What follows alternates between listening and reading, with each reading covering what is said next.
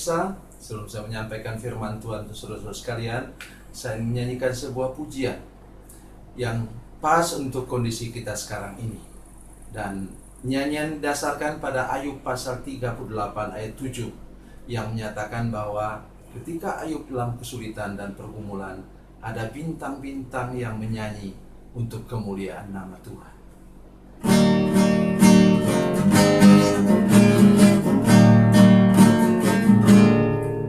Tiada tampak terang di tengah hujan badai, sang pengembara merintih tak berdaya.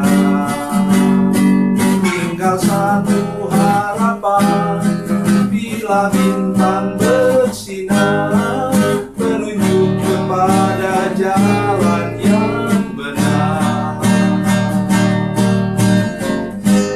Bintang-bintang menyanyi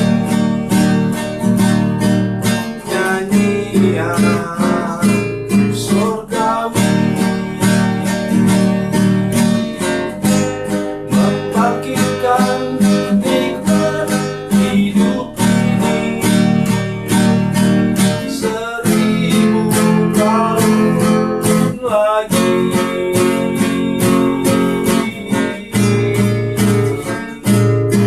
Bagi insan yang sengsara,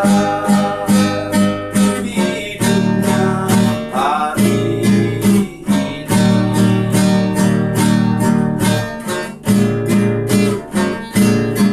Satu pandang bintang di celah kabut gelap, ini muncullah harapan dalam hati. Walaupun ku sendiri, ku tahu Tuhan ada, alamat Bapa cinta bintang itu. Bintang-bintang menyanyi nyanyian surgawi, membangkitkan nikmat hidup ini 1000 tahun lagi.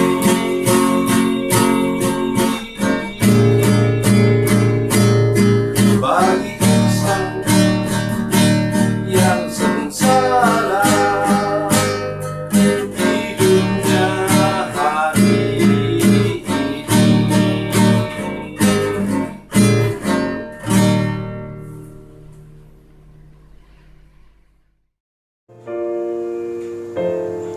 Salam saudara pemirsa, selamat berjumpa kembali dengan kami dalam program Berita Pengharapan.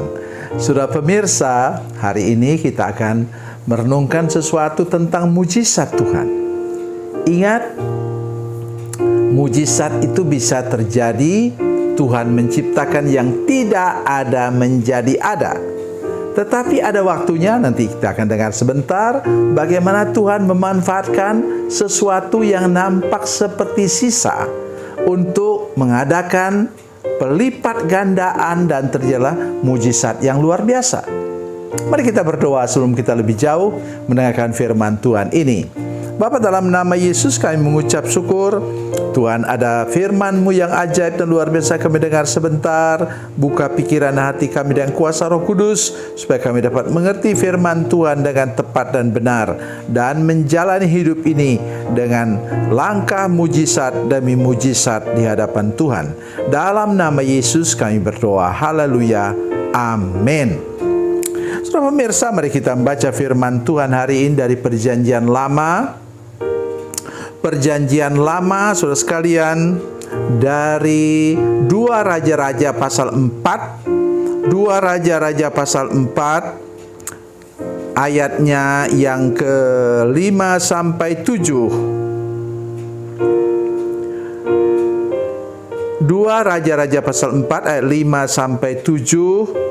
Demikianlah firman Tuhan. Pergilah perempuan itu daripadanya, ditutupnyalah pintu sudah ia dan anak-anaknya masuk, dan anak-anaknya mendekatkan bejana kepadanya sedang ia terus menuang. Ketika bejana-bejana itu sudah penuh, berkatalah perempuan itu kepada anaknya, "Dekatkanlah kepadaku sebuah bejana lagi." Tetapi jawabnya kepada ibunya, "Tidak ada lagi bejana." Lalu berhentilah minyak itu mengalir. Kemudian pergilah perempuan itu memberitahukan kepada abdi Allah dan orang ini berkata, "Pergilah, jualah minyak itu, bayarlah hutangmu dan hiduplah dari lebihnya engkau serta anak-anakmu." Amin. Sudah perhatikan di sini bahwa Nabi Elisa mengatakan kepada janda itu yang anaknya sekarang mau dijadikan sandera karena dia tidak mampu bayar hutang. Saudara sekalian, suaminya seorang nabi. Nah, di sini kita perlu belajar benar, tolong jangan menghakimi orang. Kemungkinan besar bahwa mereka berhutang karena nabi itu sakit. Ya, kita bisa katakan, "Loh, kok nabi bisa sakit?" Tolong saudara sekalian, hamba Tuhan yang terkenal pun bisa sakit. Ya, mari kita perhatikan hal ini dengan baik. Itu sebabnya ibu ini sampai berhutang sehingga anaknya, 2 orang anaknya yang belum cukup umur mau diambil oleh yang memiutangi itu saudara sekalian untuk dijadikan budak sampai kemudian hutang mereka selesai dibayar. Dalam keadaan terjepit seperti itu, mari dengar baik firman Tuhan ini, dengar baik. Ya, dia mencari Tuhan, mencari hamba Tuhan. Ya, dia tidak pergi ke bank saudara sekalian. Kalau sekarang, dia tidak pergi minta pinjaman kepada orang kaya, tapi dia cari Tuhan. Ini pesan untuk kita semua. Apakah saudara sedang sakit sekarang? Apakah saudara sedang kekurangan sekarang? Apakah saudara bermasalah dalam rumah tangga sekarang? Tolong ingat pesan ini. Cari Tuhan. Karena pada Tuhan ada jalan keluar yang terbaik. Saudara masih ingat firman Tuhan dari Matius pasal 11 ayat 28 katakan, Yesus katakan, "Marilah kepadaku semua yang letih, lesu, dan beban berat." Kalau saya mau katakan sekarang kepada saudara-saudara sekalian, Yesus katakan, "Marilah kepadaku semua engkau yang sedang sakit parah. Marilah kepadaku semua orang yang sedang kekurangan parah. Marilah kepadaku semua saudara yang sedang bermasalah rumah tangga sudah seperti benang kusut." Di tangan Yesus yang berlubang paku itu, semua dapat diselesaikan dengan mudah. Mari kita kembali lagi kepada firman Tuhan tadi. Kalau saya bayangkan begini saudara sekalian, maunya saya, ya, tapi saudara jangan ikut apa yang saya katakan. Katanya begini, jawab Elisa kepadanya, "Apakah yang dapat kuperbuat bagimu?" Maunya saya sih kemudian tiba-tiba turunlah uang yang segepok banyaknya untuk dia membayar apa? Hutangnya. Tidak sekalian. Di sini Tuhan memanfaatkan apa yang ada. Dia tanyakan tadi firman tadi katakan, apakah yang dapat kuperbuat bagimu? Beritahukan kepadaku apa yang kau punya di rumah. Berkatalah perempuan itu, "Hambamu ini tidak punya suatu apapun di rumah kecuali sebuah buli-buli berisi minyak." Buli-buli itu adalah seperti apa? Botol kecil.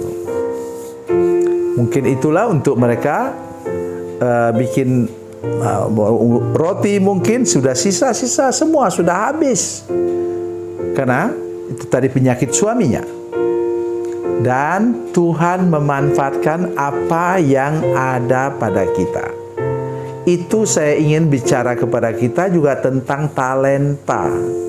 Ya, saya berkali-kali kagum kepada Tuhan melihat misalnya di tempat di pelosok saya berkunjung, saudara sekalian, tahun 2017 yang lalu, saya merasa bahwa saya sudah 31 tahun tidak pernah berkunjung kepada keluarga.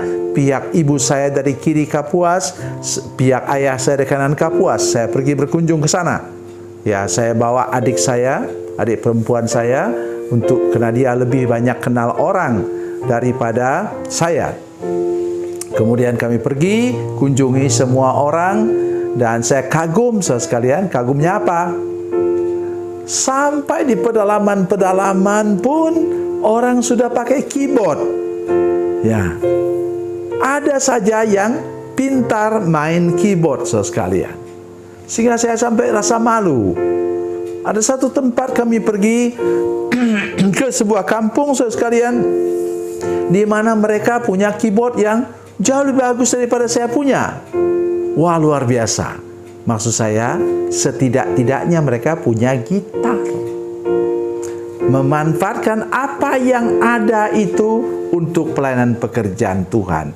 Di sini kita melihat bahwa sisa dari minyak itulah yang kemudian Tuhan buat menjadi mujizat, dan kemudian anaknya tidak jadi dijual atau dijadikan budak, dan kemudian kata Alkitab sisanya cukup untuk hidup mereka sampai kedua anak ini menjadi tenaga kerja yang sudah dewasa.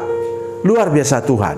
Jadi dia tidak menolong orang setengah-setengah, juga saudara pemirsa, ia tidak pernah menolong engkau setengah-setengah, tapi ia menolong engkau sampai purna, sampai selesai, sampai saudara dapat mandiri hidup saudara oleh karena pertolongan dan mujizatnya. Tuhan Yesus memberkati, Tuhan Yesus baik. Mari kita berdoa. Bapa, dalam nama Yesus, terima kasih banyak untuk firman Tuhan hari ini. Kami berdoa Tuhan menolong, sehingga oleh anugerah Tuhan semua berharap kepada Tuhan, bahwa Tuhanlah yang satu-satunya yang dapat menolong kami. Terima kasih Tuhan, dalam nama Yesus, haleluya, amin.